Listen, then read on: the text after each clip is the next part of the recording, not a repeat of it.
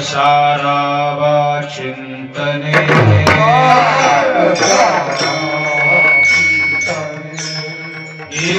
एकांतवासी गंगा स्नाने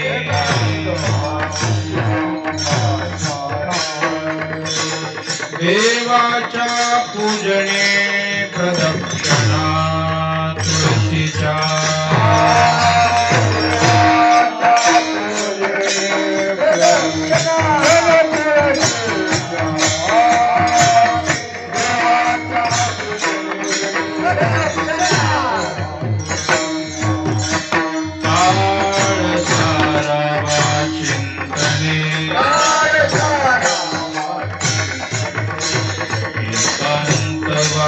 गंगा स्नाने देवाच्या पूजने प्रदक्षिणा तुळशीच्या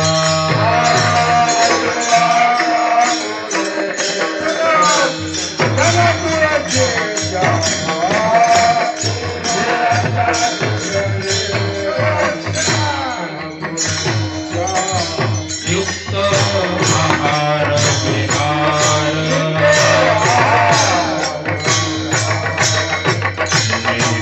इंद्रियाशी सार नसावी बासर निद्रा बहुभाषणा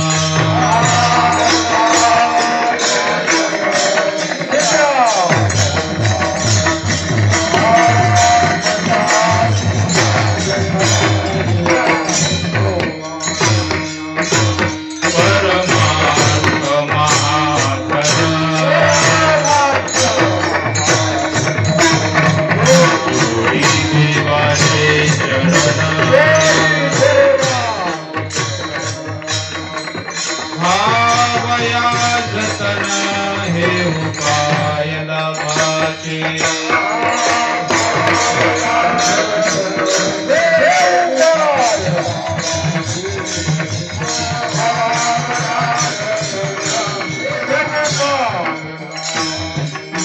युक्त आहार विहार इंद्रियाशी सार नसावी बासर निद्रा बहुभाषणा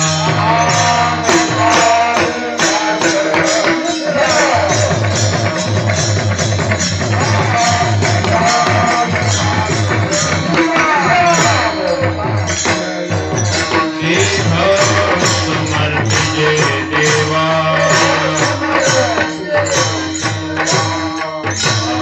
काहीच न घ्यावा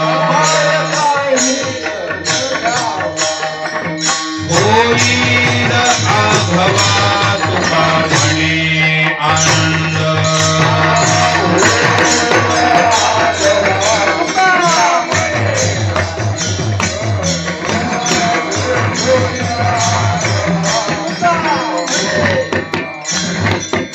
युक्त आहार विहार नेम इंद्रियाशी सार नसावी बासर निद्रा बहुभाषणा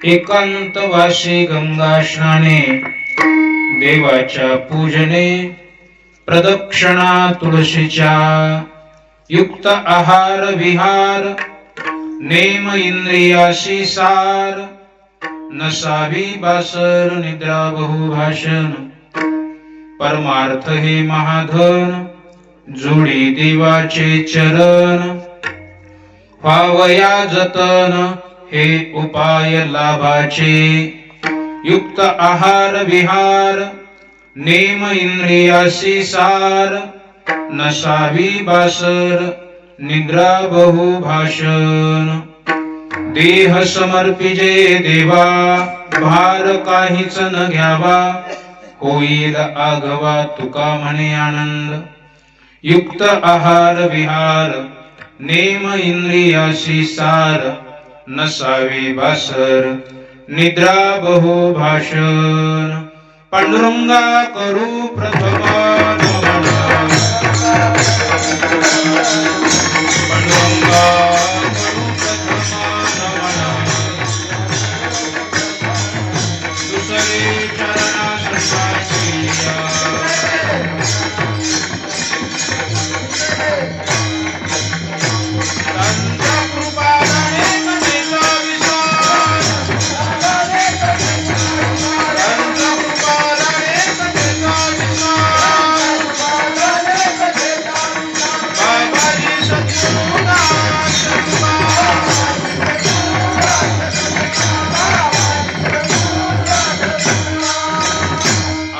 अलंकापुरी रम्य सिंहासनस्थं पदं भोजतेजस्फुरदिक् प्रदेशं विधिन्द्रादिदेवैः सदा स्तूयमानं समाधिस्थमूर्तिं भजे ज्ञानदेवम् ओम नमो ज्ञानेश्वरा करुणाकरा दयाळा तुमचा अनुग्रह लादलो पावन झालो चराचरी दयांचे केलिया स्मरण होय सकळ विद्यांचे अधिकरण तेची बंधू श्री चरण श्री गुरूंचे ते नमस्कारोनी आता काय माझी वाणी मानेल संतांसी रंजवू चित्तासी आपुलिया माझी वाणी तुझे वर्णी गुणनाम ऐसे देई प्रेम काही कळा विठ्ठला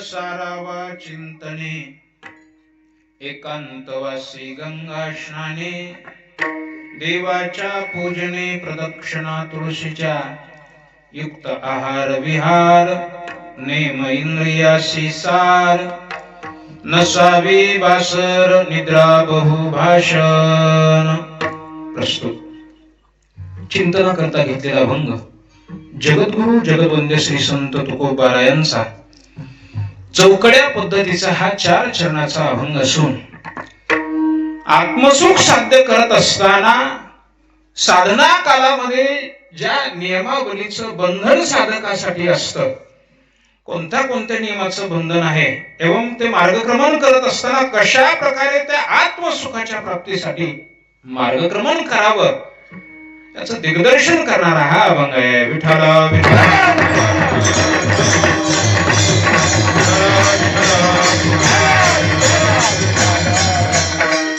चिंतनाकडे वळण्यापूर्वी सज्जन हो प्रिहार, अनेक वर्षाच्या दिव्य आणि पवित्र अशा परंपरेनं चालत असलेला हा अखंड हरिनाम सप्ताह भगवान श्री पंढरीनाथांच्या ज्ञानोबरायांच्या तुकोबरायांच्या पवित्र दरबारातील ही सेवा या वर्षीच्या या अखंड हरिनाम सप्ताहातील आजची ही 5व्या दिवसाची कीर्तन रूपी सेवा ग्रामस्थ मंडळींच्या प्रेमातून श्री हरिभक्त परायण हरिभाऊ तात्या सांगवे तात्यांच्या प्रेमातून ही सेवा माझ्याकडे आलेली आहे.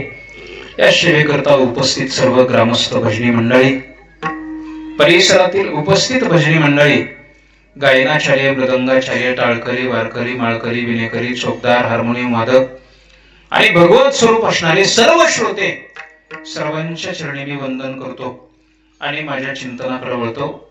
चिंतना करता घेतलेला अभंग श्री तुकोबारायांचा आहे आणि महाराज या अभंगातून पूर्णता साध्य करत असताना कशा प्रकारे वाटचाल केली पाहिजे, साधनेतील नियम याचं सविस्तर असं केलेलं वर्णन म्हणजे हा अभंग आहे. पूर्णता साध्य करण्यासाठी ज्या वस्तूची अत्यंत नितांत गरज असते ते वस्तू म्हणजे माणसाचा देह आहे. या देहाला आल्यानंतर पूर्णता साध्य करून घेता येते, कृतार्थता प्राप्त करून घेता येते. नित्यानंदाची प्राप्ती याच देहाला आल्यानंतर प्राप्त करून घेता येते. विठ्ठला विठ्ठला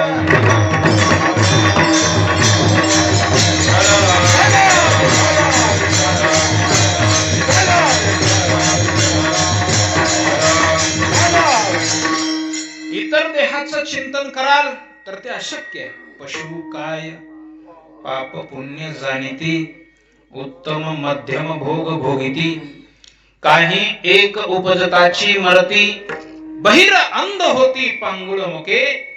इतर देहामध्ये ते सामर्थ्य नाही, ती शक्ती नाही, ते ज्ञान नाही. आणि कहे ज्ञान नाही कोठे, आणि कहे ज्ञान नाही कोठे.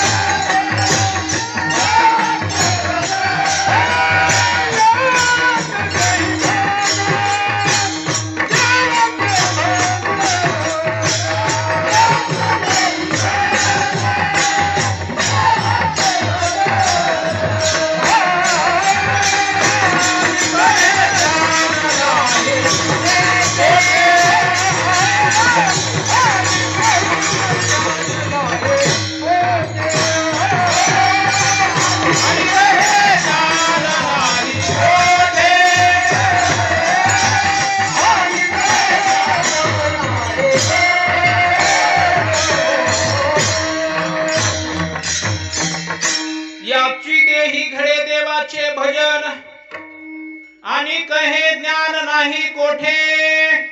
महाराज म्हणतात याच देहाला आल्यानंतर भजन नावाची साधना घडते, भक्ती साधना घडते. इतर देहाने ते अशक्य आहे, अशक्य आहे. म्हणून माणसंच पंढरपूरला जातात, म्हशी पंढरपूरला जात नाही. हे माणसाला घडतं. या देहाला आल्यानंतर हे साधना घडते. इतर देहाने अशक्य आहे, कल्पनातीत आहे. पूर्णत्वाच्या प्राप्तीसाठी नरदेहाची दुर्लभता लक्षात येणं गरजेचं आहे. जगामध्ये बरचसं काही दुर्लभ आहे, बऱ्याचशा काही गोष्टी दुर्लभ आहेत, पण दुर्लभात दुर्लभ जर काय असेल तर तो माणसाचा देह आहे. एका सुभाषितकारानं वर्णन केलंय. तो सुभाषितकार म्हणतो, पुनर्वित्तम पुनर्मित्रम पुनर्भार्या पुनर्मही सर्वस्वं हि पुनर्लभ्यम न शरीरम पुन्हा पुन्हा. तो सुभाषितकार म्हणतो पुन्हा पुन्हा पुन्हा पुन्हा सगळं काही मिळवता येतं. त्यानं काही महत्वाच्या गोष्टीचं वर्णनही केलंय. पुनर्वित्तम, वित्त म्हणजे पुन्हा पैसा कमवता येतो.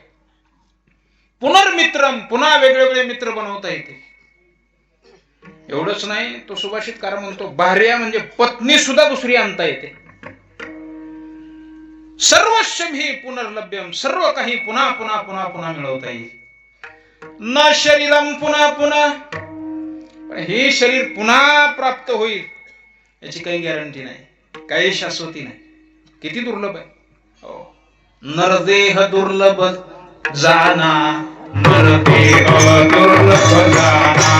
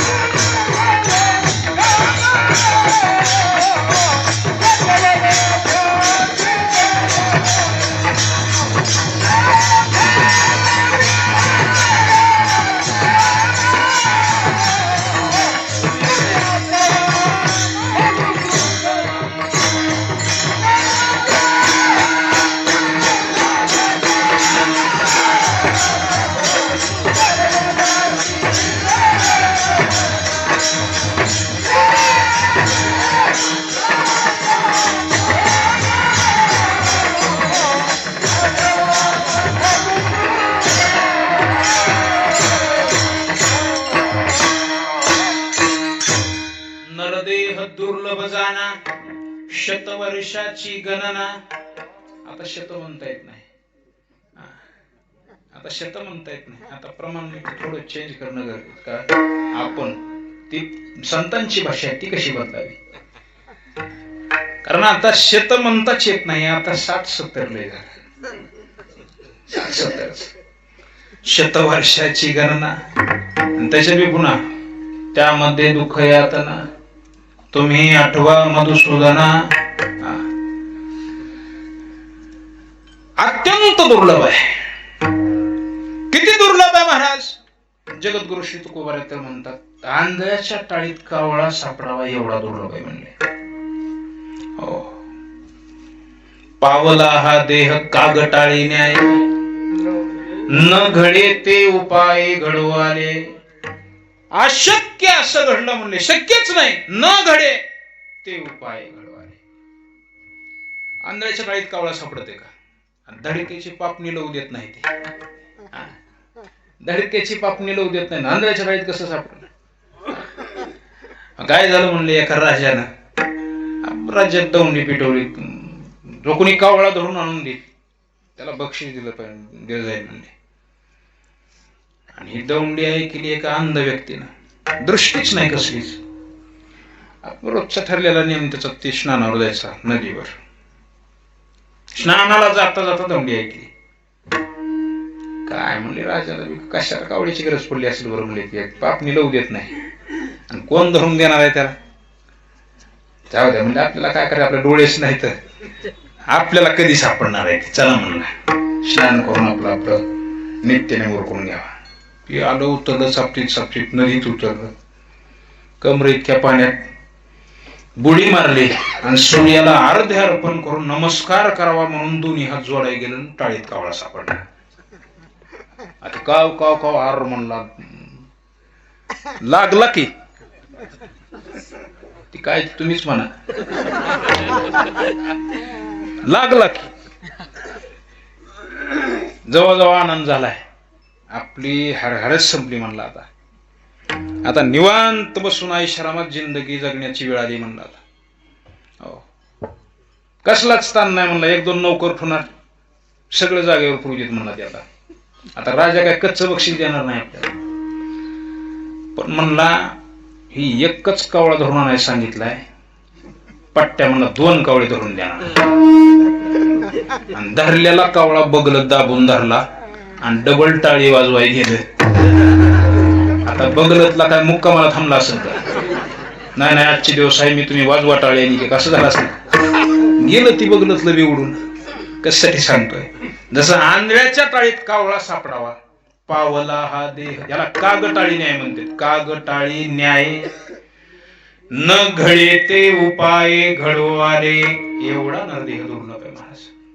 पण कसं आहे, बऱ्याच वेळेला असं होतंय बघा, अनमोल किमतीची वस्तू प्राप्त झालेली असते पण त्याची किंमत कळत नाही, किंमत वाटत नाही, त्याचं महत्व जाणून घेतलं जात नाही. अनेक वेळेला असं होतं, अनमोल किमतीची वस्तू दुरुपयोगामध्ये जाते, निरुपयोगामध्ये जाते. सदुपयोग करून घेणारा विरळा पावे, विरळा पावे एखादा असतो. अनमोल किमतीची ही वस्तू आहे, त्याचा दुरुपयोग झाला नाही पाहिजे, ही वस्तू निरुपयोगात सुद्धा गेली नाही पाहिजे, सदुपयोग व्हावा या वस्तूचा. तर वस्तूचा निरुपयोग, दुरुपयोग, सदुपयोग म्हणजे काय, अगदी थोडक्यामध्ये सांगण्याचा प्रयत्न करतो. निरुपयोग शब्दाची व्याख्या आहे, निरुपयोग त्याला म्हणतात वस्तू आहे अशी ठेवून देणं, चांगल्यासाठी बी तिचा वापर करायचा नाही आणि वाईटासाठीही करायचा नाही, निरुपयोगात जमाय. आपल्या सगळ्यांच्या कदाचित ऐकण्यातलं असेल, आपल्या वारकरी संप्रदायामध्ये एक थोर महात्मे होऊन गेले, त्यांचं नाव संत सेना महाराज. सेना महाराज न्हावी समाजाचे संत, विशेष स्वरूपाची साधना तिने केली आणि पंढरपूरची वारी होती महिन्याची. सेना महाराज वारीला गेले, देवाचं दर्शन घेतलं आणि वापस निघाले. रस्त्याच्या कडेला एक दगड विकणारा माणूस बसलेला दिसला. दगड विकणारा म्हणजे त्या आधी वस्तारे दगडावरच घासून ती तीक्ष्ण केले जायचे. ते माणूस दिसल्याबरोबर म्हणले घरचा दगड लय शिरगळून गेलाय, जाता जाता काय करू म्हणले, दगड घेऊन जाऊ. मग एक दगड घेतला विकत आणि आले गावाकडे. जेव्हा दुसऱ्या वारीला गेले, देवाचं दर्शन घेतलं आणि वारकऱ्याच्या मेळ्यामध्ये येऊन बसले. एक वारकरी बुवा उठले आणि सेना महाराजांनी म्हणले, महाराज गेल्या वारीची तुमची गैरहजेरी दिसली मला. सेना महाराज म्हणले, काही बी कसं आरोप करायला म्हणले, गेल्या वारीला मी आलो होतो म्हणले, देवाचं दर्शन घेतलं, देवाला बोललो सुद्धा म्हणले, आणि काही कसा आरोप करायलाच म्हणले, गेल्या वारीची माझी गैरहजेरी असूच शकत नाही. तुम्हाला माझं खोटं वाटत असेल तर चला म्हणले आपण देवाची साक्ष घेऊ. त्या वारकरी निघून देवाच्या समोर आले, म्हणले, ओ देवा, हे वारकरी बुवा मला असं म्हणाले, गेल्या वारीची माझी गैरहजेरी पडली, सांगा म्हणले आता तुमच्या भाषेत. मी तुमच्या समोर आलो, तुम्हाला बोललो, दर्शन घेतलं तुमचं, पुन्हा गावाकडे गेलो म्हणले. पंढरीनाथांनी सगळं ऐकून घेतलं. म्हणले, महाराज ती वारकरी बुवा म्हणाले तीच बरोबर आहे. म्हणले, कस काय, गेल्या वारीला तुम्ही वारीला आले नव्हते म्हणले, पंढरपूरला आले होते. कारण एसटीचा ड्रायव्हर पंढरपूरला जाते का वारीला, रेल्वेचा ड्रायव्हर पंढरपूरला जाते का वारीला, बर, तिकडून येताना गटुडं बांधून घेऊन येते. वारीला जातील का पंढरपूरला? वारीचा त्यांचा काय संबंध आहे? काहीच संबंध नाही. बरेच जण तिकडून गटुडं बांधून घेऊन येतात आणि इकडे दुकान घालतात पुन्हा. कुठं गेलता? वारीला. अरे तुझा वारीचा काही संपर्कच झाला नाही, वारीला गेलो म्हणतोस. असली असती का वारी? गेल्या वारीला तुम्ही पंढरपूरला आले होते म्हणजे, वारीला नाही म्हणले. कस काय? दगड नाही का म्हणले घेऊन गेला? दगडामुळं तुमची वारी काय झाली म्हणले? वजाबाकीत गेली, गैरहजेरीत गेली म्हणले. राग आला दगडाचा, करकरा दात खाली तिथून दगडावर. गावाकडे आले, तसाच दगड बाजूला काढून ठेवला. अगोदर त्याला हातच लावला नव्हता, तसाच पुन्हा बाजूला काढून ठेवला. आणि पुन्हा तिसऱ्या वारीला, पुढच्या वारीला जाताना घेऊन आले. रागानं चंद्रभागेत फेकून दिला. तुझ्यामुळं माझी एक वारी गैरहजेरीत गेली म्हणून. आणि मग पुन्हा पांडुरंगाच्या समोर जाऊन उभारले. म्हणजे देवा, आता त्या वारीची हजेरी पडली का नाही म्हणले सांगा. देव म्हणले आता एका वारीची तर सोडाच म्हणले, आता 2 वारीची गैरहजेरी. म्हणले कस काय? एक वारी दगड घेऊन जाण्यात फेल गेली म्हणले, आणि दुसरी वारी दगड आणून टाकण्यात फेल गेली. माझा महत्वाचा मुद्दा आहे तसा दगड नेऊन चंद्रभागेत टाकला. निरुपयोग. दुरुपयोग कशाला म्हणतात? चांगल्या वस्तूचा वापर वाईटासाठी करणं याला दुरुपयोग म्हणतात. चांगल्या वस्तूचा वापर वाईटासाठी करणं दुरुपयोग म्हणतात. रामायणामध्ये एक प्रसंग आलाय बघा. एक संन्यासी बुवा भिक्षा मागून मठाकडे चालले होते. जाता जाता काय झालं, हातात भिक्षाच होती, मधुकरी होती. त्या मधुकरीच्या वासानं कुत्रं एक पाठीमागं चरायलं. मग थोडस 1-2 पाठीमागं वळून बघितलंही त्यांनी, आणि पुन्हा उगाच मनात आलं म्हणले ही नक्कीच काय करेल, माझी मधुकरी हिसकून घेईल, भिक्षा हिसकून घेईल. चालता चालताच 1 लाथ तोंडावर मारली. कोणाच्या? नीट ऐकायला का? असला आम्ही नीटच ऐकतो, सांगा महाराज, काय अडचण नाही. 1 लाथ जोरात तोंडावर मारली. कुत्र ओरडत तिथं नाही, नीट देवाकडे गेलं, प्रभू रामचंद्राकडे. ज्या राज्यात कुत्र्याला सुद्धा न्याय मिळत होता ती राज्य म्हणजे रामराज्य. काय? ज्या राज्यात कुत्र्याला सुद्धा न्याय मिळत होता असं राज्य रामराज्य. कुत्र ओरडत गेलं, मोठ्यानं ओरडायला लागलं. प्रभू रामचंद्र लक्ष्मणजीला म्हणले, लक्ष्मणा ती कार डाले बघ बरं म्हणले, काहीतरी तिच्यावर संकट आहे, काहीतरी त्याचं दुःख आहे. लक्ष्मणजी गेले, म्हणले बाबा कार डायरस म्हणले माझी तक्रार आहे. म्हणजे कुणाबद्दल? एका संन्यासी बद्दल. म्हणजे असं बोलवा म्हणले संन्यासी बुवा. संन्यासी बुवाला बोलिलं, देवाच्या समोर उभा केलं. बोला म्हणले, काय तक्रार आहे? कुत्र म्हणलं, देवा विनाकारण यांनी माझ्या तोंडावर लात मारली म्हणले. हे सगळं कशासाठी सांगलो मी? का उगा आपला 11 वाजायचे म्हणून? मुद्दा लक्षात ठेवा. हे कशासाठी चालू आहे? दुरुपयोगासाठी सांगायला. दुरुपयोग. लात मारली म्हणले यांनी माझ्या तोंडावर, विनाकारण मारली. माझा यांना कसलाच त्रास झाला नाही, तरी यांनी मला लात मारली. मग देवाने विचारलं, म्हणले महाराज ही बरोबर आहे का? म्हणले देवा खोटं कशाला बोलायचे, बरोबर आहे म्हणले. पण माझ्या मनात असा विचार निर्माण झाला की ही माझी मधुकरी हिसकावून घेईल असं मला वाटलं म्हणले, म्हणून मी लात मारली. म्हणले गुन्हा मान्य आहे का? म्हणले मान्य आहे म्हणले. प्रभू रामचंद्र कुत्र्याला म्हणले, तू काय कर आता म्हणले, तूच शिक्षा सुनाव म्हणले यांना. कुत्र्याला वाटलं मी म्हणले हो तूच शिक्षा सुनाव म्हणले. काय तुझ्या मनात शिक्षा आहे? बिनधास्त शिक्षा सुनाव म्हणले, स्वातंत्र्य म्हणले तुला शिक्षा सुनवायचं. म्हणले असं? म्हणले हो. म्हणले असं करा देवा, यांना एका मोठ्या संस्थांचा अधिपती बनवून टाका. प्रभू रामचंद्र म्हणले, अरे ही बक्षीस द्यायलास म्हणले तू, ही शिक्षा कुठं आहे? ही बक्षीस आहे. कुत्र म्हणलं नाही देवा, ही शिक्षाच आहे. म्हणले कस काय? पूर्वजन्मात मी सुद्धा अशाच एका संस्थांचा अधिपती होतो म्हणले. म्हणले मग लोक चांगल्यासाठी देत होते म्हणले, आणि त्या चांगल्यासाठी दिलेल्या धनाचा माझ्या हातून वाईटासाठी वापर झाला, त्याचा परिणाम मला या जन्मात कुत्र व्हावं लागलंय. मग ह्यांना काय करा, चांगल्या एका संस्थांचा अधिपती बनवून टाका, चांगल्या सत्कर्मासाठी म्हणून लोक देतील, आणि नक्कीच मला खात्री आहे त्या चांगल्यासाठी दिलेल्या धनाचा यांच्या हातून वाईटासाठी वापर होईल. मग ही त्याच्या पुढच्या जन्मात कुत्र बनतील, मी माणूस बनल आणि विनाकारण ह्यांच्या तोंडावर लात मारीत फिटम फाटवणार. कसली शिक्षा देऊ नका म्हणली यांना, कसली सांगतो निरोपी, कारण शास्त्र सांगते स्त्री, बालक, देव आणि भिकारी यांच्यासाठी दिलेल्या धनाचा जर वाईटासाठी वापर झाला तर पुढच्या जन्मात कुत्र व्हावं लागतं. विठाला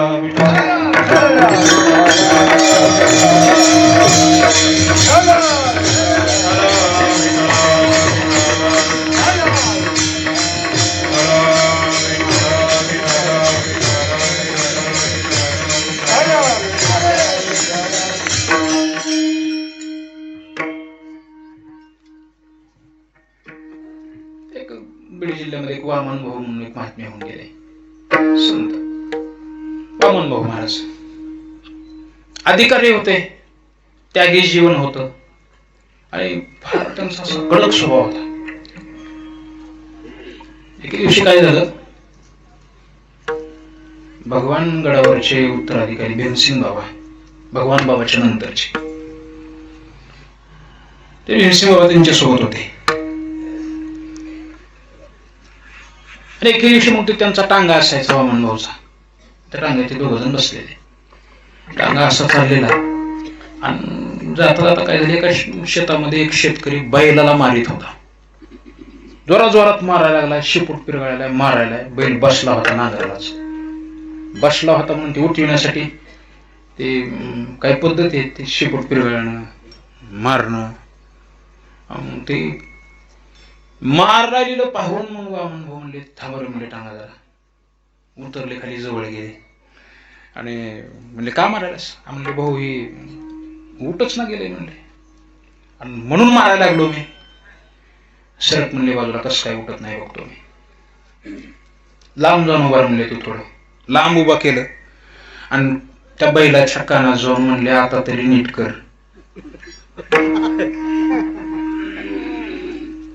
आणि तेवढंच बोलले की ती पटकन उभारलं.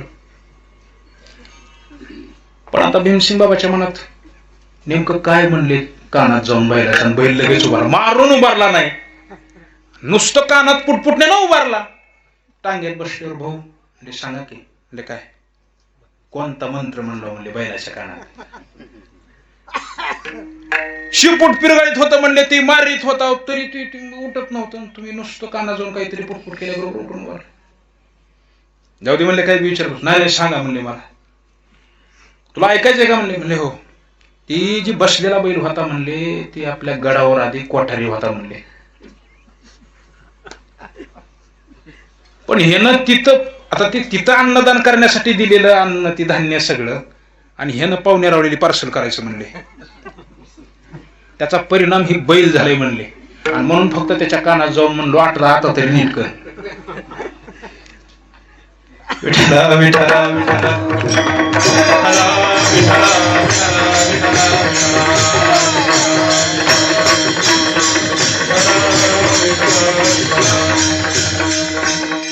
दुरुपयोग, याचं नाव दुरुपयोग. आणि सदुपयोग त्याला म्हणतात. टाकाऊ पासून टिकाऊ वस्तू कशीही असू द्या, त्याचा चांगल्या प्रकारे वापर करून घेता आला पाहिजे. प्रसिद्ध उदाहरण आहे, सर्वांच्या ऐकण्यातलं आहे. रामदास स्वामी 5 घर भिक्षा मागायचे, प्रसिद्ध उदाहरण. आणि मग एका घरी सकाळी सकाळी भिक्षा मागायला गेलेले असताना काय झालं, बोट्याला त्यांनी अलग ठोकली आणि म्हणले, आई साहेब भिक्षा वाढा. प्रकार असा झाला, मालकाचं मालकिनीचं सकाळी जोरात भांडण झालं होतं. भांडणाचा परिणाम कसा आहे,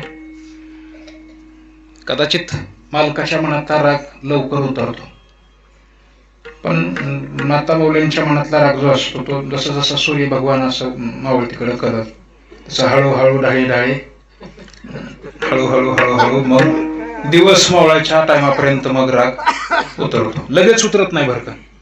मग ती भांड्यावर तरी राग काढणार, कशावर तरी राग काढणार, म्हणजे काढणार. भांडण झालेलं होतं नेमकं महाराज जावा म्हणले, पुढल्या घरी जावा, आज मिळणार नाही काही. रामदास स्वामी म्हणले, आई साहेब असं बरोबर नाही, मी भिक्षेसाठी आलोय म्हणले, काय जे असेल ते टाका म्हणले माझ्या झोळीत, निघून जातो मी. मी असं तुमच्या दारातून रिकाम्या झोळीनं निघून जाणं तुमच्यासाठी चांगलं नाही. विनमुख गेली अतिथी, नेई संस्कृताची सुकृताची संपत्ती, सगळं घेऊन जातोय म्हणले ती पुण्य, हे चांगलं नाही, काय जे असेल ती टाका. पण आई साहेब म्हणले, महाराज तुम्हाला जावं म्हणते ना पुढं, नाही मिळणार तुम्हाला आज मदत, काहीतरी टाका आई साहेब. महाराज काय हालाय तयार नाही, तर आई साहेब म्हणतात मी काय वाढणार नाही. योगायोग असा होता, ती पोत्रा मारायला होत्या. अगोदरच मनात राग होता आणि महाराज पुन्हा मी हलणारच नाही काहीतरी घेतल्याशिवाय म्हणून तिथंच तटीला पाहिजे उभारले. जास्तच पारा चढला, रागानं पोत्राच टाकला जोडीत. जरा भिक्षाच पाहिजे तुम्हाला, तर पोत्राच त्या जोडीमध्ये टाकला. पण कसलाच भाव नाही महात्म्याला, काय तिथं हाच पोत्रा घेऊन आले महाराज मठाकडे. मधुकरी बाजूला काढली, पोत्रा बाजूला काढला, मस्त जेवण केलं, प्रसाद खाल्ला आणि प्रसाद खाऊन मग पुन्हा ती पोत्रा धुवायला चालू केला. स्वच्छ धुतला, वाळू घातला आणि दुपारी मग निवांत बसल्यावरती वाळलेलं बघितलं, घेऊन आले आणि त्याच्या पट्या फाडायला चालू केल्या. नीट ऐकायलात का? हां, त्याच्या पट्या फाडायला चालू केल्या आणि मस्त वाती केल्या, वळून तयार, वाती वळून तयार केल्या त्याच्या. आणि संध्याकाळी देवासमोर त्याचा दिवा लावला. दिवस मावळ तिकडे जात होता तसं तसा आईसाहेबाचा पारा उतरत होता इकडं. अरे अरे अरे अरे, मी काय केलं? हे संन्यासी साधू भिक्षेसाठी आला होता, काय फरक पडला असता मधुकरी वाढली असती तर. क्रोधाच्या भरामध्ये माझ्याकडून त्या साधूचा फार मोठा अपमान घडलाय, अवमान घडलाय, कारण मी पापी आहे. आता पर्याय काय? साधूचे पाय धरले पाहिजेत, माफी मागितली पाहिजे. आईसाहेब दिवस मावत मात्र, महाराज खरंच पापी आहे बघा, मी तुमचा लय अवमान केलाय, मला माफ करा. स्वामी समर्थ म्हणले, आई साहेब काहीच तुम्ही अवमान केला नाही. रोजच्या सारखी तुम्ही जर मला मधुकरी वाढली असती तर दन खाऊन म्हणले मी आराम करीत बसलो असतो. पण आज खऱ्या अर्थानं तुम्ही जी मला मधुकरी वाढली ना, तुमच्या मधुकरीमुळं मला देवाची सेवा करण्याचं परमभाग्य प्राप्त झालंय म्हणले. हे बघा, हे तुमच्याच त्या मधुकरीचा हो का दिवा लावलाय म्हणले तिथं. कशासाठी सांगतो? टाकाऊ पासून टिकाऊ वस्तू कशीही असू द्या, त्याचा चांगल्या प्रकारे वापर करून घेता आला पाहिजे.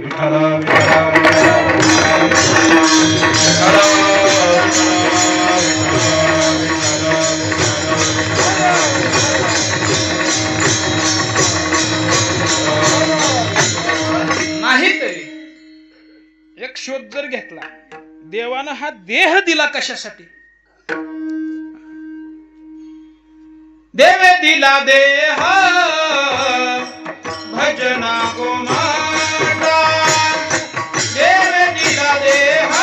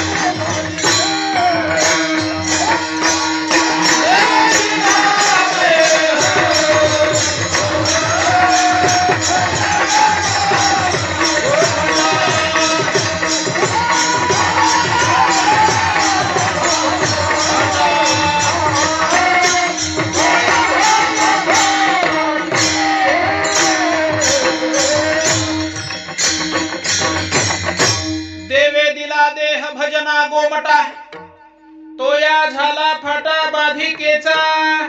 देवानं भजन करण्यासाठी हा गोमटा देह दिलेला आहे. आणि भजन ही एक अशी साधन आहे, याच साधनेनं जन्म मरणाच्या दुःखातून मुक्त होता येतं. भजन ही एक अशी साधन आहे, नाम चिंतन ही अशी साधन आहे, याच साधनेनं जन्म मृत्यू रूपी संसारातून मुक्त होता येतं. पुन्हा जन्माचंही दुःख राहत नाही आणि मरणाचंही दुःख राहत नाही. बरं, हा जो देह दिलाय जन्म मृत्यू संपविण्याचं सामर्थ्य याच्यात आहे. कायमस्वरूपी दिलाय का? कायमस्वरूपी दिलेला नाही.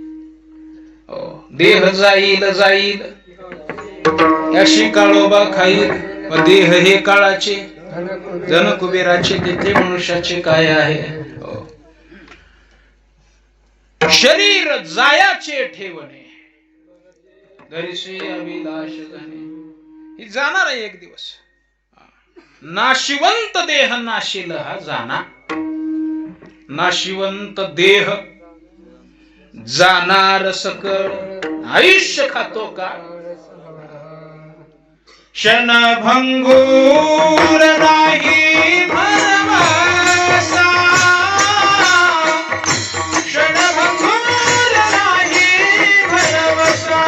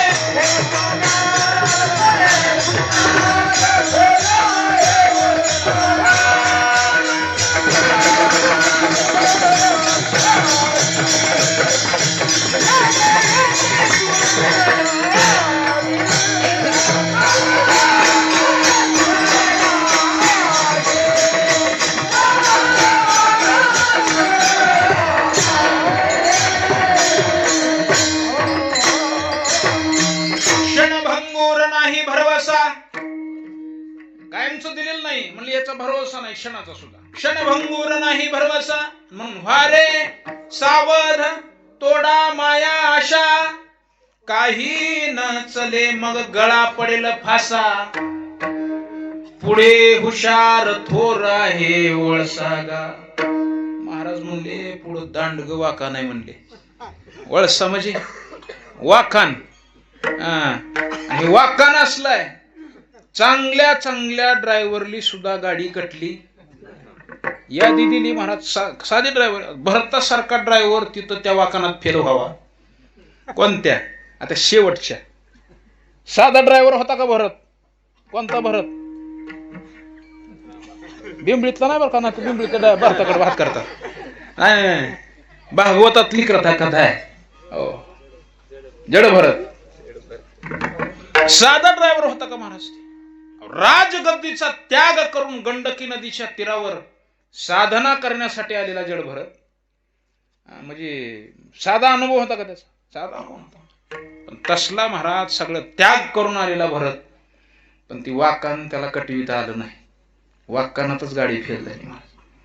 आणि जीवनभरात भरपूर वाकाने असतेच. पण सगळ्यात खतरनाक वाकान जर कोणतं असेल तर ती शेवटचं आहे. विठ्ठल विठ्ठल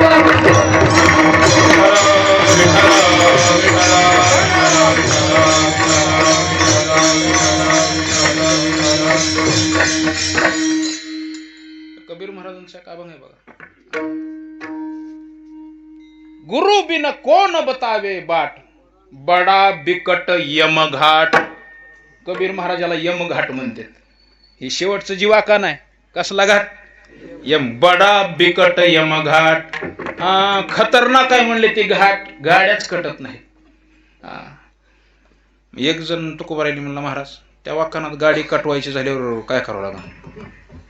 त्या वाकानात गाडी कटली पाहिजे. तुकोबाराने त्याला स्पष्ट सांगितलं. तुका म्हणे सुखा पार नाही. पार नाही. तुका म्हणे सुखा पार नाही.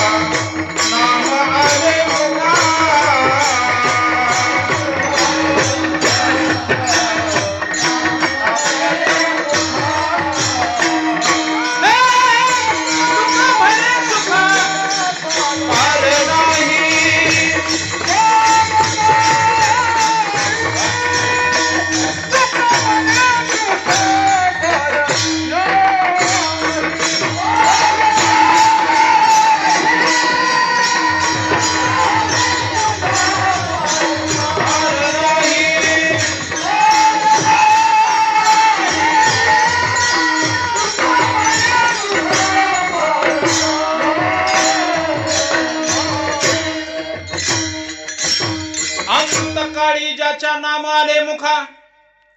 तुका म्हणे सुखा पार नाही.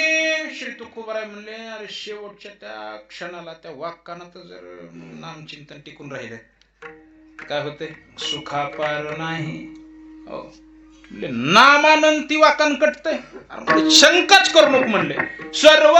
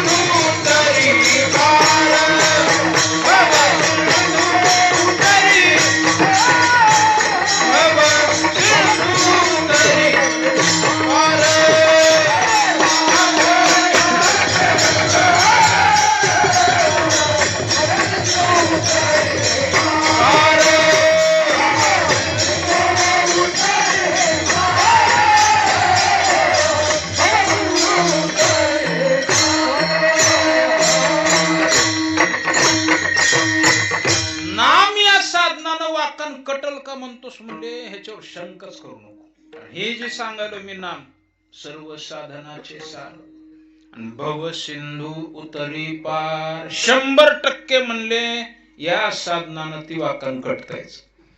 म्हणून बाकीची चिंता करीत बसूच नको म्हणले, फक्त चिंतन कर. अभंगाचं पहिलं चरण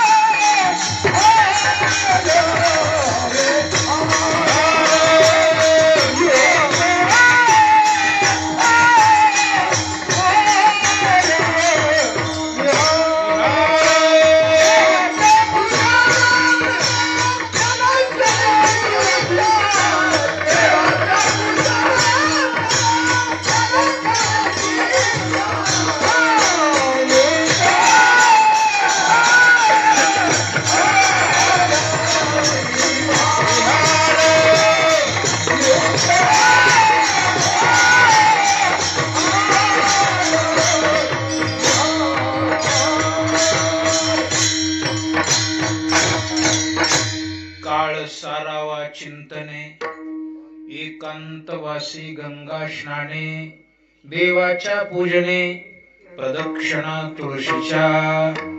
वाकान जर पास करायचं असेल तर एवढं करावं लागतंय. म्हणजे काय करावं लागेल? मन नंबर 1 काळ सारावा चिंतने. आता या वेळीचे 2 अर्थ निघतात. जगाला खाणारा काळ, पण चिंतनाच्या जोरावर आम्ही माथा दिला, पाय सरला बाजूला, एक अर्थ. आणि जी रोजची वेळ आहे, काळ सारावा चिंतने. चिंतनात वेळ गेली पाहिजे, चिंतनात काळ जावा असं म्हणतात तुकोबार. कारण चिंतन या साधनात सामर्थ्य असं आहे. चिंतने चिंतने जीव तद्रूप होतो. चिंतने सरे तो धन्य धन्य काळ, सकळ मंगळ मंगळाचे. चिंतनात गेलेला काळ हा धन्य त्याला पात्र आहे. आणि चिंतनानच जीव काय होतो? तद्रूप होतो.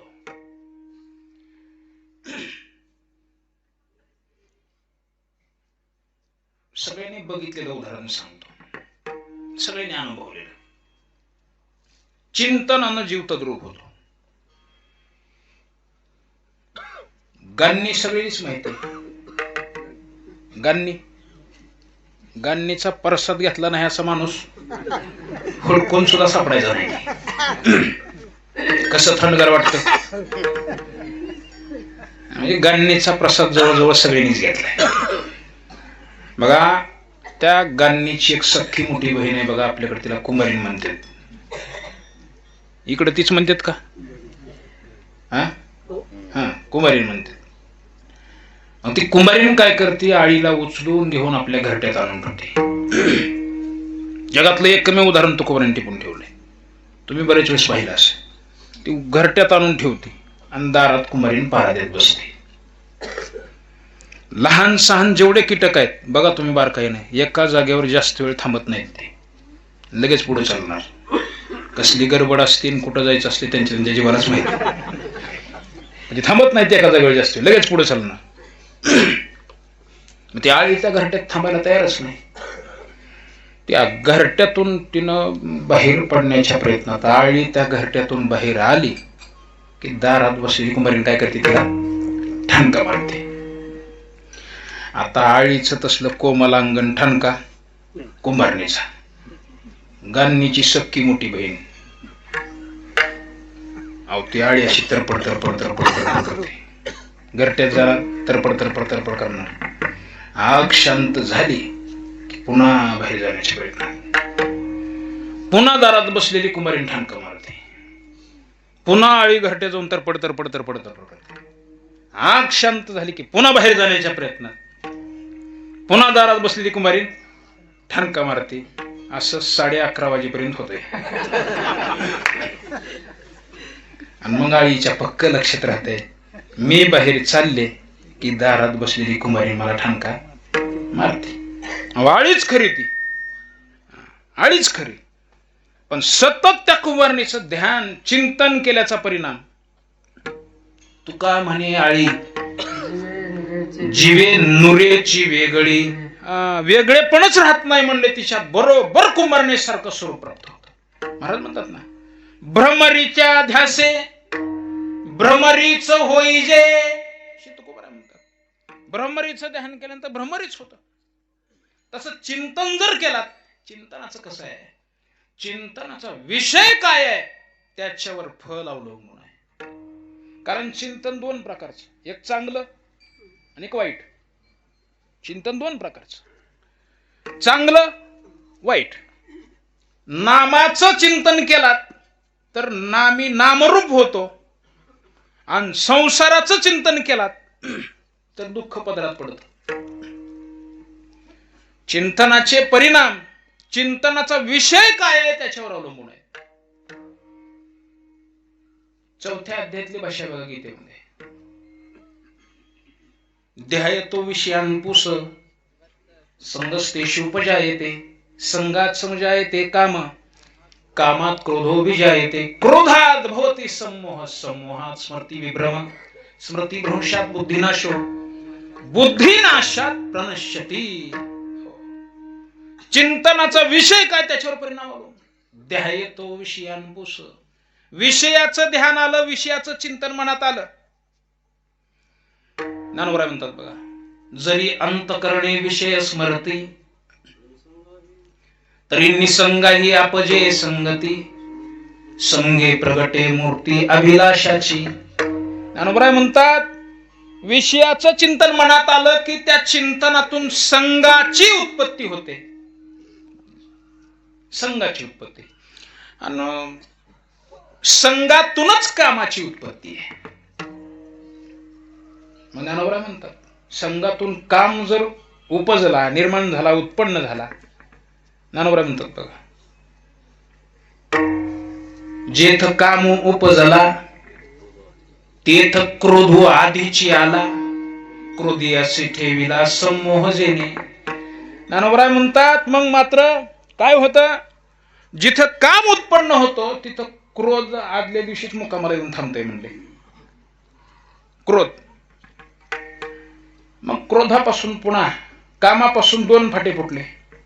एक, कामाच्या अपूर्णतेतून क्रोधाची उत्पत्ती, आणि कामाच्या पूर्णतेतून लोभाची उत्पत्ती. विठ्ठल विठ्ठल.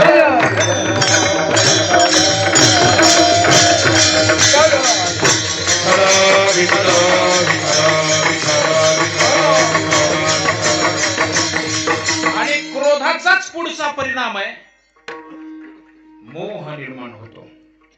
मोह, मोह म्हणजे काय, क्रोधाचा भर. माणसं म्हणतात की महाराज ते रागाच्या भरात घडलं बघा माझ्याकडून. कशात घडलं म्हणतात, रागाच्या भरात. ती रागाचा भर म्हणजेच ती मोह आहे. विठ्ठल विठ्ठल.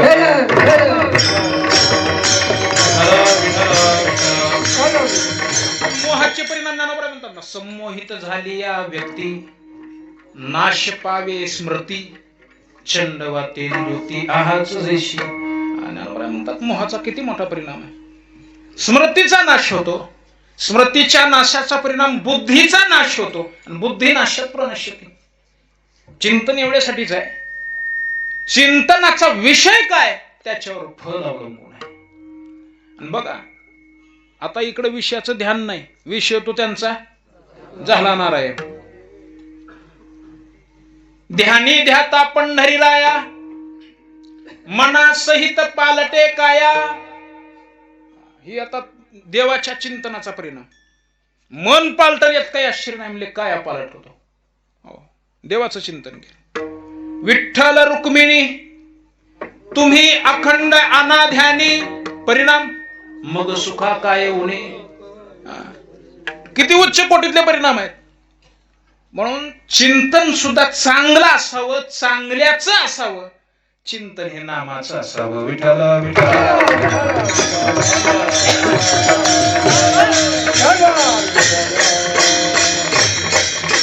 नामदेव महाराजांचा अभंग आहे, नाम चिंतनी जडली प्रीती, भगवत भावना सर्वाभूती. कशावर? कोण चिंतनावर, नाम चिंतनावर प्रीती जडावी म्हणले इथं. म्हणून तर आवर्जून वर्णन केले, नाम चिंतने जडली प्रीती. कारण संसाराचं सुद्धा चिंतनच आहे की, विषयाचं सुद्धा चिंतनच आहे. मग चिंतन कुणाचं करत आहात त्याच्यावर फल अवलंबून आहे. मग चिंतन कुणाचं करावं म्हणजे नामचिंतन. नामचिंतने जडली प्रीती, भगवत भावना सर्वाभूती. आणि असं जर चिंतन घडेल, असं सततम कीर्तयन्तो माम यतन्तश्च दृढव्रताः नमस्यन्तश्च मां भक्त्या नित्ययुक्ता उपस्थिते. रामकृष्ण हरी गोविंद या नामाचे निखळ प्रबंध, माझी आत्मचर्चा विशद उदंड गाती. नामचिंतनातलं सातत्य हेच अनुभूतीपर्यंत घेऊन जात. अन्यथा त्याच्यात खंडितपणा असेल तर मग अनुभूतीपर्यंत जाता येत नाही म्हणतात महाराज.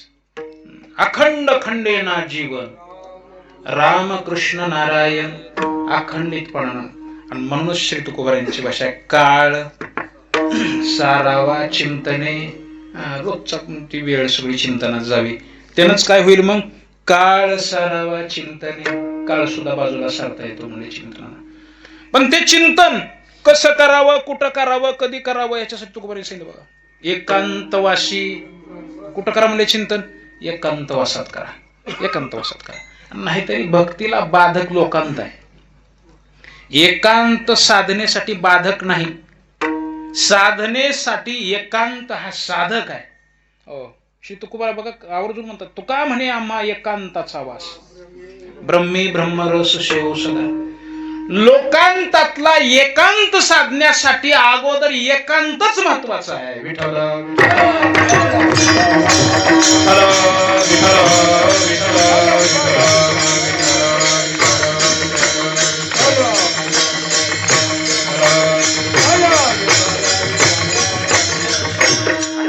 अनेक वेळा तुकोबाराने बघा देवाला मागणी करत असताना, मागणी परत तुकोबारा बोलतात देवाला, मागणीच केल्यासारखी. एकांताचे सुख देई मज देवा, एकांताचे सुख देई मज देवा. ओ सदेव भावा पाडुनिया,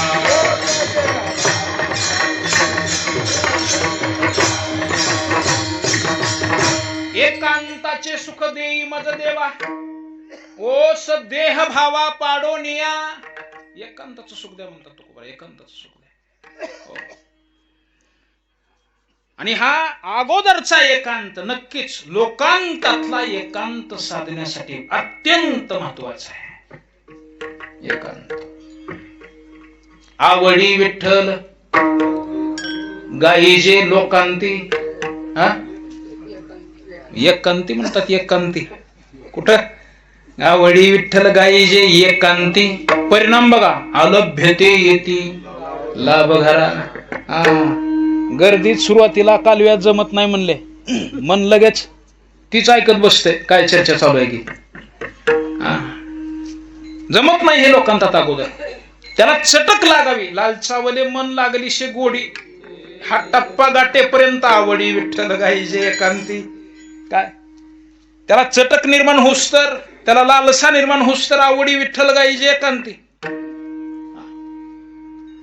आणि मग जेव्हा त्याला त्याची चटक लागेल चिंतनाची, मग मात्र काय, तोंड जरी बडबड करायला असलं तरी कॅसेट वाजलेली दिसत. तो ज्ञान देवा मौन जपमाळ अंतरी, धरोने श्रीहरी जपे सदा. लोकांताची बाधा शक्यतो त्याला होतच नाही, सकारात्मक होतच नाही. आणि म्हणून एकांतवासी, एकांतवासामध्ये चिंतन करा म्हणतात अगोदर, एकांतवासामध्ये. कारण एवढे राजे महाराज आपण पुराणामध्ये ऐकतो, राज्य सोडून वनात निघून गेले. ती काही येडे म्हणून गेले का? काय वनात जायची गरज होती त्यांना? एकांत, एकांत. हो, एकांतवासी. आणि तुकोबरा म्हणतात गंगा स्नाने, पवित्र अशा तीर्थक्षेत्राच्या ठिकाणी एकांतवासात चिंतन जर घडेल तर अनेक विशेष लाभ होतो म्हणतात तुकोबरा. विशेष लाभ होतो. कारण तीर्थस्नानानं, तीर्थातल्या वास्तव्यानं साधनेला पोषक असं वातावरण तयार होतं, साधकता वाढते. अनेक महापुरुषांचं तिथं वास्तव्य असतं, अनेक साधक असतात, सिद्ध असतात, संत असतात, ऋषी असतात, मुनी असतात. त्यांच्या त्या चिंतनाच्या वलयाचा परिणाम साधक दशेमध्ये साधकावर विशेष अशा स्वरूपाचा होतो. विठ्ठल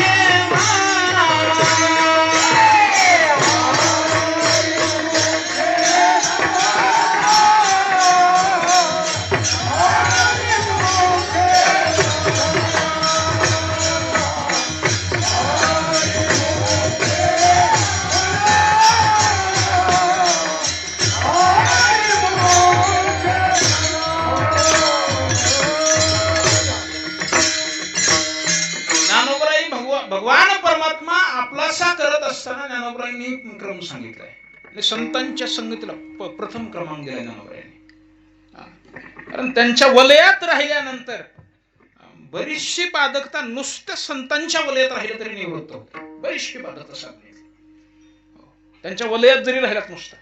महाराज उगाच म्हणत नाही पडोनी राहीन तये ठाई, उगाच संताची ये पायी, न मागे न करी काही, तुझी आनगा विठोबा.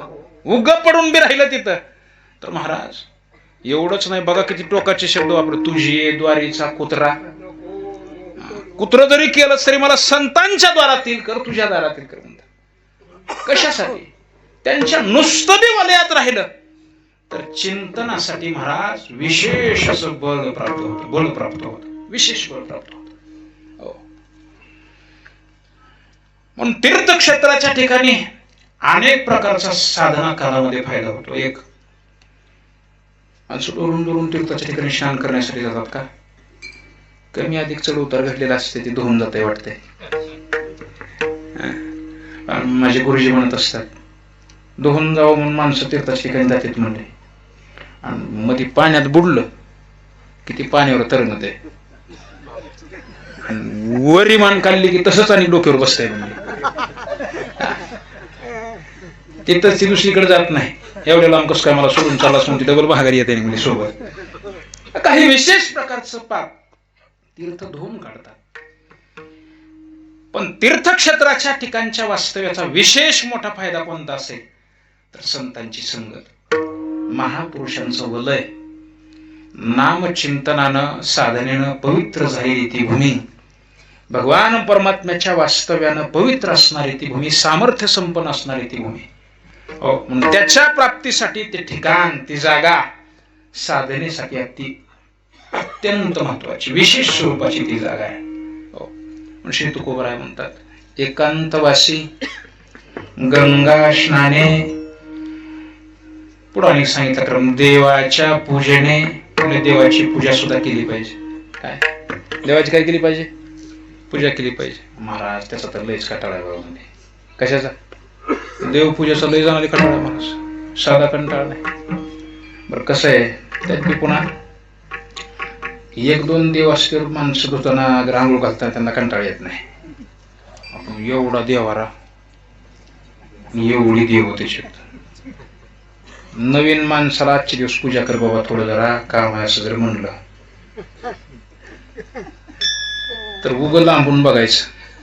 ती एका एका देवाला आंघोळ घाली बसतच नाही, असे कवळ्यात धरणार.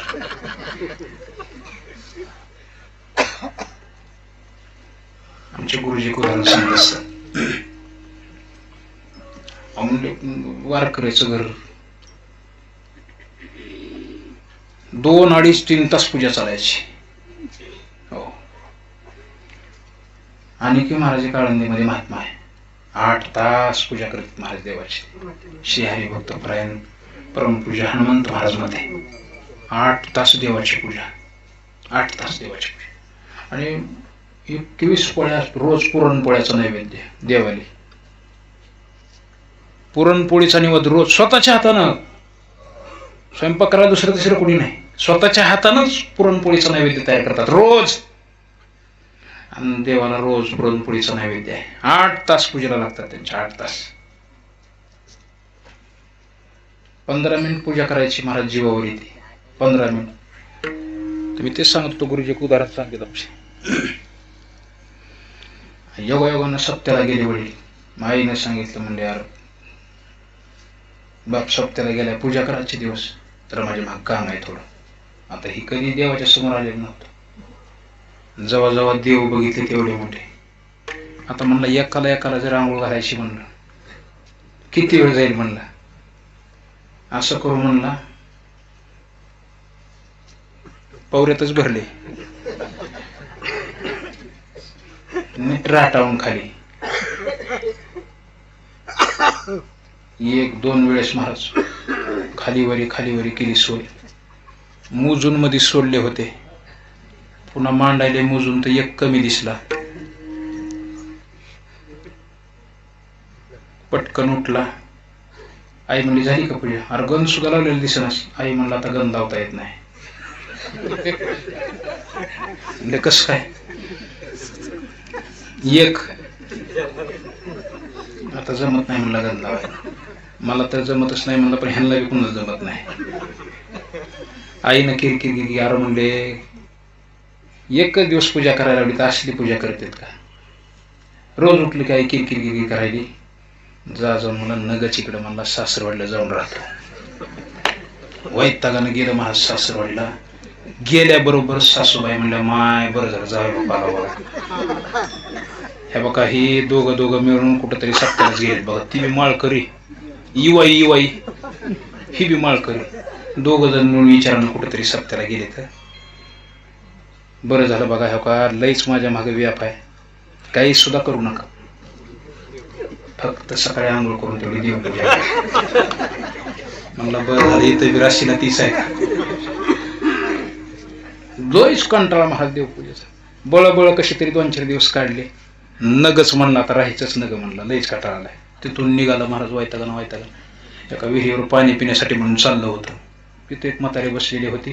तिला वाटलं ही पोरग आत्महत्या करायला चालले गेली. ती पटकन तिनं काठी उचलली, जवळ लय बाबा हे बघ म्हणली, 35 एकर जमीन आहे इथं एक लगट. किती एकर? 35 एकर. जवळजवळ 1.5-2 कोटी माझ्या खात्यावर जमा आहेत आणि मला कुणी सुद्धा वारस नाही. आत्महत्या करायचा डोक्यातून विचार काढून टाक. आत्ता चल तुझ्या सगळंच नावचं करून देते. काही सुद्धा करायचं नाही. आई आरामात जीवन जग म्हणली. फक्त सकाळी आंघोळ झाली की तेवढी देवपूजा करायची.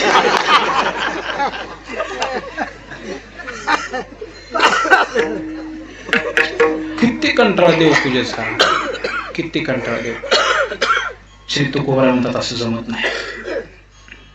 देवाच्या पूजने. आणि कसं आहे, तुम्ही जे काही कराल चित्त नाही नामी तरी ते, त्याच्यात जर चित्त नसेल पूजा करायला, त्याच्यात चित्त नाही, काय उपयोग आहे देवाची पूजा करायला. पण ती हरभर फवारावं लागतं की आता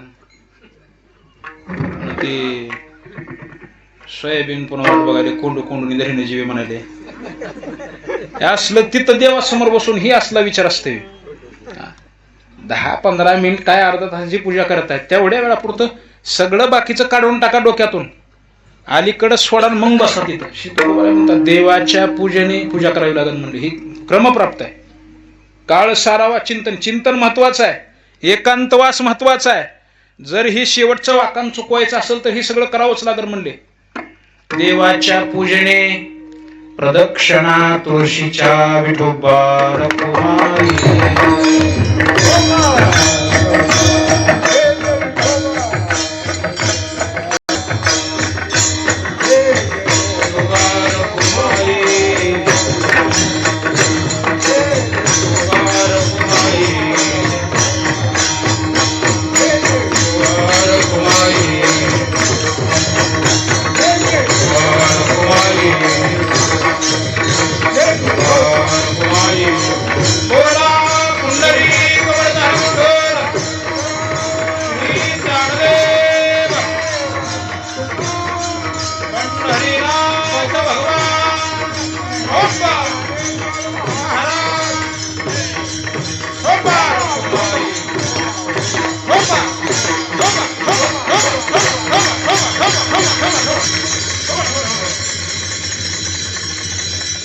गंगा.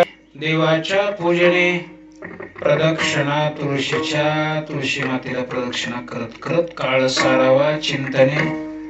तुळशी मातेला प्रदक्षिणा करावी आणि चिंतनात वेळ घालवावा म्हणजे.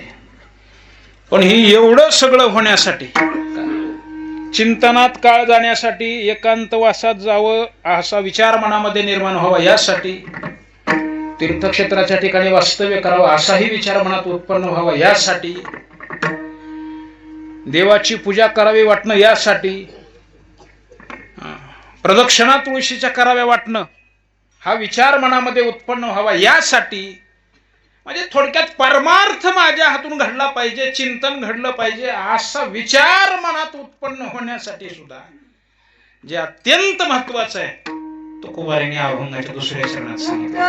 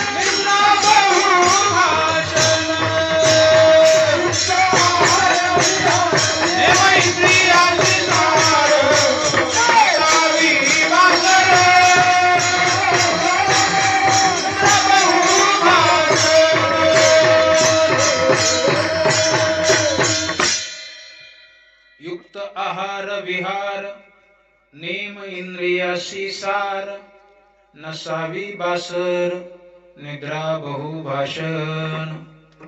आपली वेळ संपलेली आहे. अवघ्या 2 तासामध्ये शिवा संपविण्याचा प्रयत्न करतो.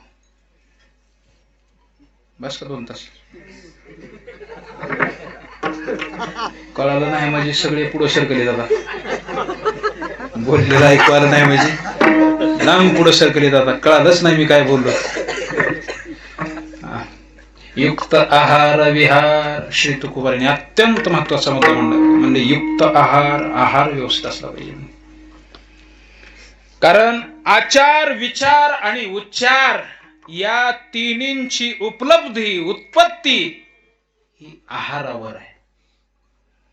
तुम्ही आहार कोणता घेत आहात त्याच्यावर आचार विचार आणि उच्चार अवलंबून आहे. तीनही गोष्टी आहारावर अवलंबून आहेत. सत्वगुणी आहार सेवन कराल तर आचार विचार उच्चार सत्वगुणी असेल. तमगुणी आहार रजगुणी आहार जर सेवन करत असाल तर आचार विचार उच्चार सुद्धा तमगुणी रजगुणी असतील. हो बघा, शक्यतो मांसाहार करणारा व्यक्ती सात्विक बोलू शकत नाही. त्याच्या बोलण्यात सुद्धा तमगुण स्पष्ट दिसतो, रजगुण स्पष्ट दिसतो. रजोगुणी आहार तमगुणी आहार सेवन करू नये. सत्वगुणी आहार सेवन केला पाहिजे. सात्विक आहार सेवन केला पाहिजे. सात्विक आहार. कारण खाणाऱ्याच्या मनावर त्या आहाराचे विशेष असे परिणाम होतात. एवढंच नाही, आहाराबद्दल चिंतन करत असताना चिंतन केलंय. अन्न करणाऱ्याच्या विचाराची छाया सुद्धा अन्नावर पडत असते. पडते. तुम्ही बघा, हाताशी जवळ घेऊन हातातून अशा वाफा बाहेर निघतात. बघा हाताच्या हात जवळ घेऊन. म्हणजे ते हातातली ऊर्जा आणि माणसाच्या मनातले विचार यांचा घनिष्ठ संबंध आहे. म्हणून मी म्हणत असतो सारखं स्वयंपाक करताना जर तुम्ही परदेशी जाणार नाही असं म्हणला तर खाणारा का रामकृष्ण हरी म्हणेल. काय संबंध आहे? ती बरोबर ती परदेशी हातातल्या ऊर्जेतून त्या अन्नावर छापलं जाणार आणि खाणारा सुद्धा तीच म्हणणार, दुसरा जपच करणार नाही. कमीत कमी स्वयंपाक करत असताना तरी माता मौलीने थोडी टीव्ही बंद करावी. साथ निभाना साथिया कोण बघणार आहे पुन्हा महाराज? आणि काय बरंच आहे. ये रिश्ता क्या कहलाता है. काय फायदा आहे? त्या विचाराचा हातातील ऊर्जेद्वारे त्या अन्नावर परिणाम होऊ लागलाय आणि मग खाणाऱ्याचे विचार सुद्धा तसेच बनायला लागले. मी घडलेलं सांगतो. आमच्या संस्थेमध्ये कबई नावाची आजी होती. 40-50 मुलांच्या भाकरी कराव्या लागायच्या. पण ती कबई पीठ चाळल्यापासून जी रामकृष्ण हरी म्हणायची 40-45 पोरांच्या भाकरी थापूस तर महाराज ते रामकृष्ण हरी बंदच होत नव्हतं. सतत चालू. पीठ चाळायली तरी रामकृष्ण हरी, ते पीठ चुरायली तरी रामकृष्ण हरी, भाकर थापायली तरी रामकृष्ण हरी, तव्यावर टाकताना रामकृष्ण हरी, ते चुलीला लावताना भाजताना रामकृष्ण हरी, दुर्डीत टाकायली तरी रामकृष्ण, बंदच नाही. 40-50 मुलांच्या भाकरी होईपर्यंत ती नामचिंतन बंद होत नव्हतं. आणि ती तसली नामचिंतनाची भाकर खाल्ली महाराज. आणि म्हणून आम्ही आज इथं उभा. आम्ही किती साधना केली, किती तपश्चर्या केली आणि किती अभ्यास केला हा भाग बाजूला ठेवा, पण विशेष परिणाम झाले त्या भाकरीचे, विशेष परिणाम झाले त्या अन्नाचे, विशेष परिणाम झाले. रामकृष्ण हरी नामाची भाकर रोजच खायला 3 टाइम. त्या नामचिंतनाची भाकर खाल्ल्याचा परिणाम महाराज हे सगळं फिल्टर झालं. हो, फिल्टर झालं. पुन्हा त्याला आवर्जून बळबळ नामचिंतन कर म्हणायची गरज नाही, बळबळ पूजा कर म्हणायची गरज नाही. मन स्वतःहूनच महाराज तिकडे ओढ घेईल. आणि म्हणून मुख्य वर्मय माता माऊलींच्या हातामध्ये. स्वयंपाक करत असताना तुम्ही ज्या विचारानं स्वयंपाक करताय तेच विचार खाणाऱ्याच्या मनात निर्माण होत असतात. म्हणून स्वयंपाक करताना तरी कमीत कमी देवाचं चिंतन करत करत स्वयंपाक करा. कसलंच औषध द्यायची गरज नाही, ती पुन्हा नालीकडेच जात नाहीत. काही गरज नाही नालीपासून आणायची त्यांना.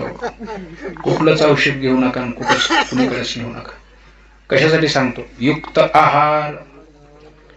युक्त आहार विहारस्य युक्त चेष्टस्य कर्मसु. भगवान कृष्ण परमात्मा म्हणतात, युक्त स्वप्नावबोधस्य योगो भवती दुःख. युक्त आहार असला पाहिजे, त्याला जोडीला पुन्हा विहार सुद्धा युक्तच असला पाहिजे. कुठं बी फिरून विहार सुद्धा युक्त असला पाहिजे. तीर्थक्षेत्राच्या ठिकाणचाच विहार सुद्धा करावा. युक्त आहार विहार. मग मात्र नेम इंद्रियाशी सार. इंद्रियाला नियम घालून द्यावा. कमीत कमी 2 तास तरी कीर्तनात मांडी घालूनच बसावं. नाही आपल्याला 18-10 तास शासन सिद्ध करता येत, कमीत कमी कीर्तनात तरी ठाईच बैसोनी करा एकचित्त. आवडी आनंद ताळवावा. 2 तास तरी पायरा इंद्रियांना नियम घालून द्यावा. नेम इंद्रियाशी सार. हे सार आहे म्हणले. नसावे बासर. जास्त बडबड काही कामाची. अनंत वाचाळ बरळती बरळ. त्या कैसा गोपाळ पावे हरी. बडबड काही कामाची नाही. आणि व्यर्थ बडबड सुद्धा काही कामाची नाही. नसावे बासर. निद्रा बहुभाषण. अति निद्रा जमत नाही आणि कमी निद्रा सुद्धा जमत नाही. तुकोबरायचं गाभा नाही बघा. साधकाची दशा उदास असावी, उपाधी नसावी अंतर्बाही. लोलुप्यता काय निद्रेते जिनावे. भोजन असावे परमेत विठ्ठल विठ्ठल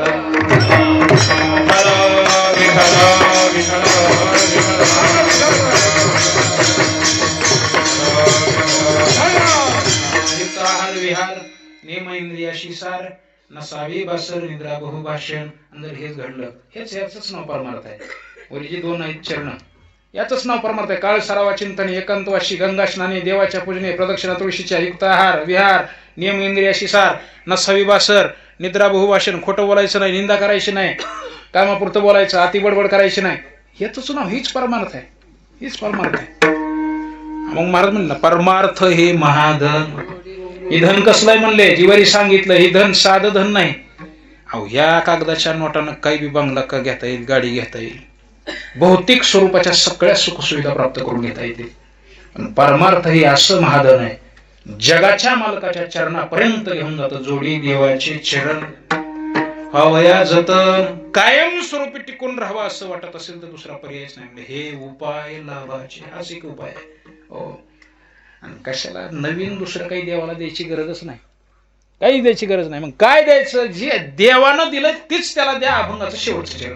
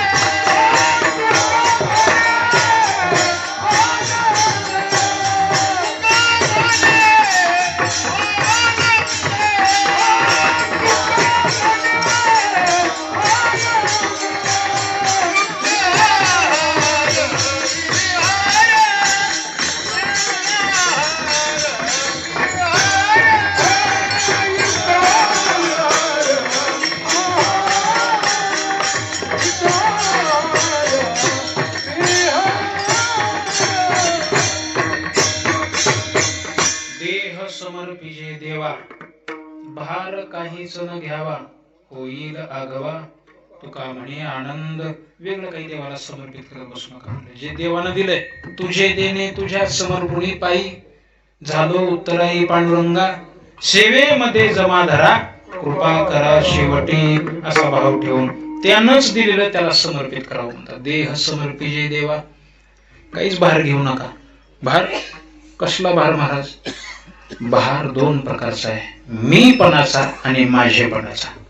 हा मीपणाचा आणि माझेपणाचा भार काढून टाका म्हणजे. हो, हाच भार काय करा? तुका म्हणे घालू तयावरी भार, वाहू हा संसार देवा पायी. तुका म्हणे भार घातलियावर. ही जर भार त्याच्यावर घातला, कोणता? माझ्यापणाचा आणि मीपणाचा, होईन कैवारी. ही भार त्याच्यावर घालून टाका. आणि मग घालून या भार निर्मिले संती.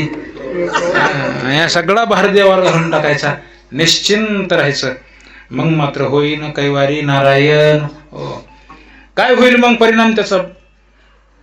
देह समर्पिजे देवा, भार काहीच न घ्यावा, मग मात्र होईल आगवा. तुका म्हणे आनंद. आनंद म्हणजे काय? आनंद अद्वय नित्य निरामय, जे काय निषेधी. आनंद हे परमात्म्याचं स्वरूप आहे. भगवान परमात्मा भगवत स्वरूपता प्राप्त होईल म्हणजे फक्त त्याचा श्री कट्टरतेनं नियमाचं पालन करा. युक्त आहार विहार, नियम इंद्रियाशी सार, नसावी बासर, निद्रा बहुभाषण, झालेली शिवाय. श्री पंढरीनाथांच्या चरणावर समर्पित. ज्ञानेश्वर माऊली नागराज माऊली.